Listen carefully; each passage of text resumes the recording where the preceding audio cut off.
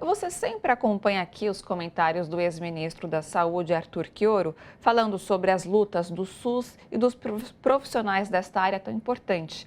Hoje ele também vai falar sobre esse tema, mas de uma maneira diferente do que nós estamos acostumados. Quioro chama a atenção para um documentário que mostra a luta de mulheres de Manaus durante a crise de saúde pública que a capital do Amazonas sofreu durante a fase mais crítica da pandemia de Covid-19. Vamos acompanhar. Cada um de nós tem uma ou muitas histórias para contar do que viveu nesses trágicos anos marcados pela pandemia de Covid. Eu, como médico, atendendo casos na urgência, me lembro, por exemplo, quando eu disse para um ajudante de pedreiro que ele tinha que ficar 10 dias em casa isolado para não passar a doença para outras pessoas, e ele me disse assim: posso não, menino? Os meninos lá de casa vão tudo morrer de fome. Ou quando eu falei para uma diarista que estava com Covid, que ela precisava ficar isolada no quarto dela. E ela me disse: sim, mas como é que eu faço com as outras 7 pessoas que moram na minha casa? Nós temos só um cômodo, aí vai ter todo mundo que ficar na rua. Como filho, eu chorei. Chorei quando eu vi meu pai se recuperando depois de 12 dias de UTI, vendo ele recebendo oxigênio, enquanto na televisão eu assisti as imagens de Manaus e as famílias brigando por um torpedo de oxigênio. Ou, por exemplo, quando os médicos, os enfermeiros, com aquele rosto exausto, indignados, contavam que tinham que escolher quem ia sobreviver ou não, porque faltava acesso a recursos médicos. Acho que todos nós choramos pelos nossos parentes, por amigos, que se foram tão precocemente, com sonhos destruídos.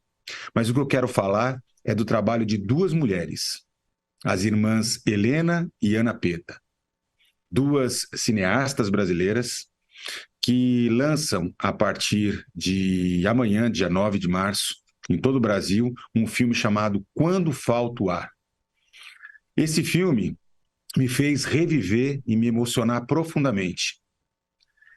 Até porque ele traz histórias reais que são conduzidas a partir do cotidiano de 5 mulheres, médicas, agentes comunitárias de saúde, enfermeiras, trabalhadoras do SUS, que retratam os impactos da pandemia de Covid na vida das pessoas comuns, em diferentes lugares do Brasil, no Amazonas, na Bahia, no Pará, em Pernambuco, em São Paulo.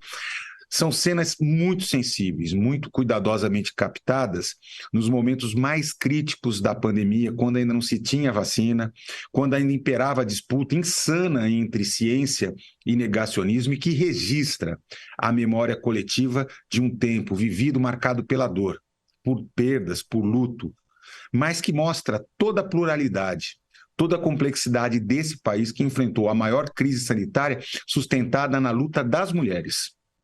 Até porque as mulheres correspondem a mais de 74% da força de trabalho na área de saúde. Foram elas que lideraram a luta contra um governo de morte, que agiu de forma irresponsável, incapaz de coordenar o nosso sistema.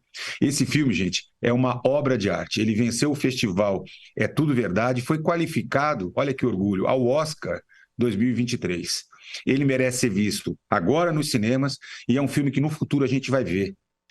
Ele é, acima de tudo, um reconhecimento do valor inestimável do SUS, mas também da luta das mulheres trabalhadoras, das mulheres do SUS, em defesa da vida.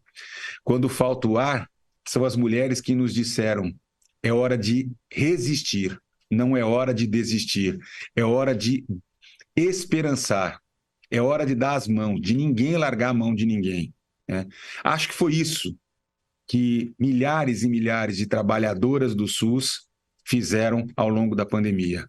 E é o que fizeram agora Helena e Ana Peta, que usaram todo o seu talento e produziram uma obra de arte que merece ser vista.